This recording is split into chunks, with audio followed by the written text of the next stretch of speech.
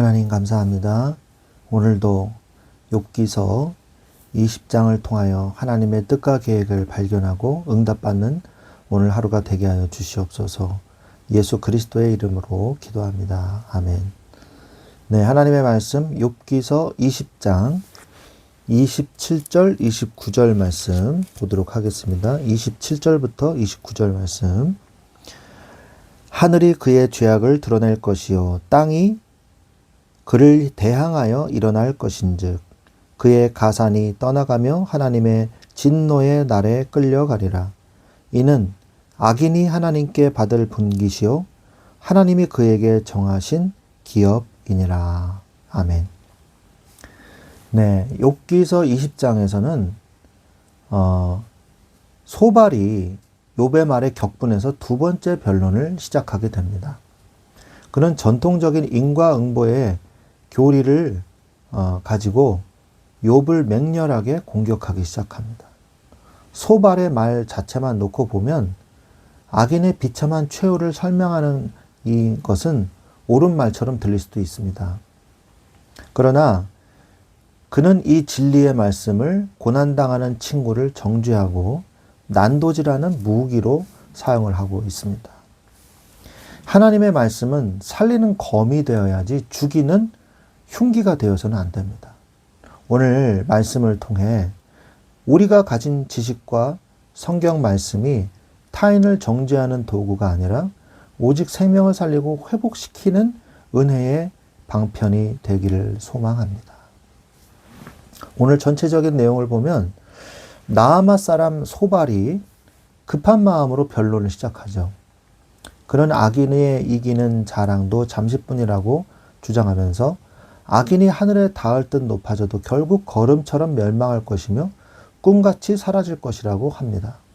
소발은 욥기서 20장 5절에 악인의 이기는 자랑도 잠시요 경건하지 못한 자의 즐거움도 잠깐이니라고 말하면서 악인의 자녀들이 그 가난한 자에게 은혜를 구하고 재물도 돌려주게 될 것이라고 경고합니다.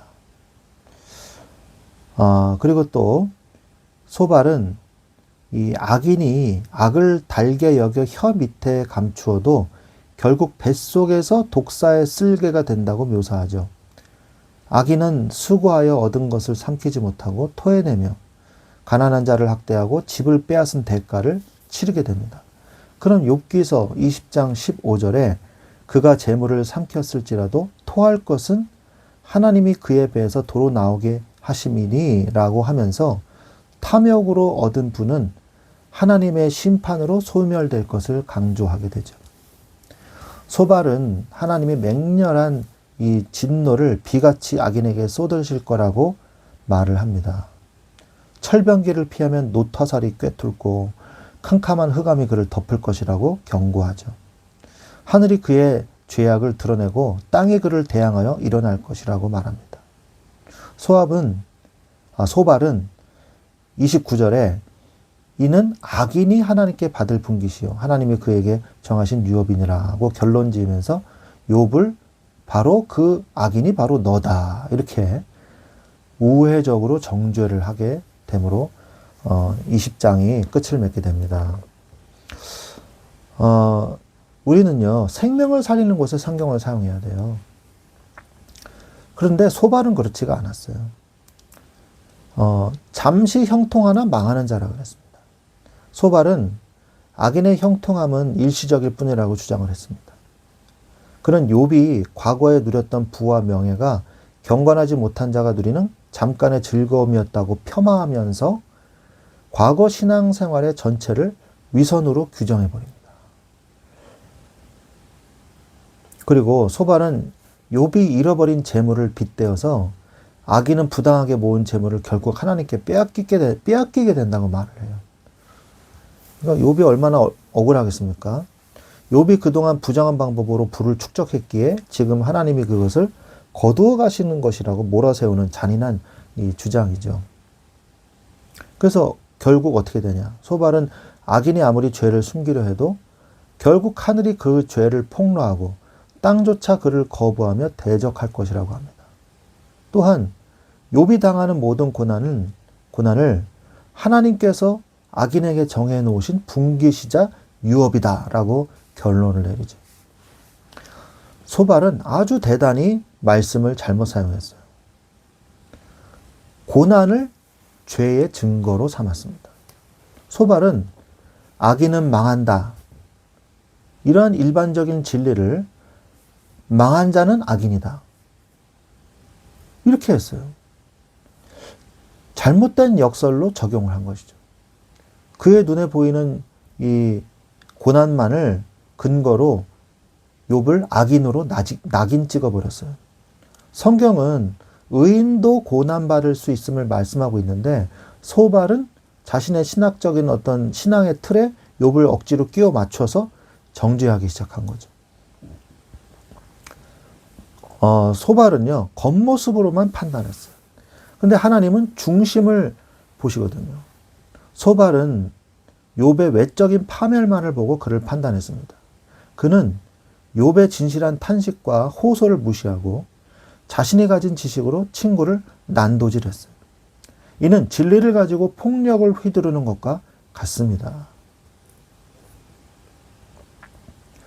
또한 왜 악인인지를 잘못 규정했어요. 소발이 욥을 악인으로 모른 진짜 이유는요, 욥의 반론에 자존심이 상했기 때문이거든요. 그는 나를 부끄럽게 하는 책망을 들었다면서 분노했어요. 말씀을 전한다고 하지만 실상은 자신의 상한 감정을 표출하고 상대를 제압하여 자신의 옳음을 증명하려는 교만이 깔려 있었던 것입니다. 소발은 하나님의 통치 방식을 인과응보라는 공식 안에 가두었습니다. 그는 하나님께서 이유 없는 고난을 통해서도 섭리하신다는 사실을 인정하려 하지 않았습니다. 하나님은 욥을 통하여 성경을 읽는 모든 사람에게 예수 그리스도를 예표하신 것이거든요. 그분이 바로 누구예요? 예수 그리스도시잖아요. 인과응보의 논리가 통하지 않는 분, 그분이 예수 그리스도이십니다. 그러므로 우리는요, 오늘 말씀을 보면서 생명을 살리는 데 성경을 사용해야 된다는 것을 깨달아야 할 것입니다. 하나님께서 우리에게 성경을 주신 이유가 뭡니까? 구원에 이르는 지혜를 주시기 위해서예요. 정죄를 위해서가 아니죠. 하나님이 말씀을 주신 이유는 정죄로만 끝내시려는 것이 아닙니다. 말씀은 우리가 죄인임을 깨달아 결국 예수 그리스도를 믿어 구원을 얻게 하는 최종 목적이 있는데, 정죄에서 그냥 끝낸 거예요. 또한 성경은 어떻습니까? 의로 교육하기에 온전하기 위해서 말씀을 주신 거예요. 디모데후서 3장 16, 17절 말씀에 나오잖아요. 성경의 기능인 책망과 바르게 함은요, 상대를 파괴하기 위함이 아니라 하나님의 사람으로 온전하게 세우기 위함이에요. 예수 그리스도를 증거하기 위해서 또한 성경을 주신 것이거든요. 그런데 모든 말씀의 초점은 사랑과 대속의 주님이신 예수 그리스도란 말이에요. 근데 말씀에서 예수님의 사랑을 빼버리고 율법의 잣대만 남기면 그것은 사람을 죽이는 도구가 돼버리고 맙니다. 이것을 우리가 조심해야 돼요. 그러므로 우리는요, 성경으로 생명을 살려야 됩니다. 상처 입은 자를 말씀으로 위로하시는 사람이 되기 바랍니다. 우리는 소발처럼 고통받는 자를 향해 이 신앙적인 어떤 논쟁을 벌이는 것이 아니고 공고한 자를 돕는 혀를 가져야 됩니다. 고난 중에 있는 지체에게 필요한 것은 정답이 아니라 하나님의 위로가 담긴 따뜻한 말씀 한 구절이라는 것을 잊지 마십시오. 또한 말씀의 검으로 수술하고 치유하세요. 말씀은 예리한 검과 같아서 사람의 폐부를 찌릅니다. 그러나 이 검은 강도의 칼이 아니라 의사의 수술 메스가 되어야 합니다. 죄를 도려내되 환자를 살리기 위해서 사용해야 된다는 것이죠. 비판과 정죄를 위한 말씀 인용을 멈추고 회복과 치유를 위해 말씀을 사용하십시오. 복음으로 영생을 얻게 하세요. 결국 우리가 성경을 읽고 전하는 궁극적인 목적은요, 영혼 구원이에요. 그죠? 욥기 20장에 소발은요, 옳은 교리를 가지고도 친구의 영혼을 죽이는 이 오류를 범했어요. 잘못을 범했어요.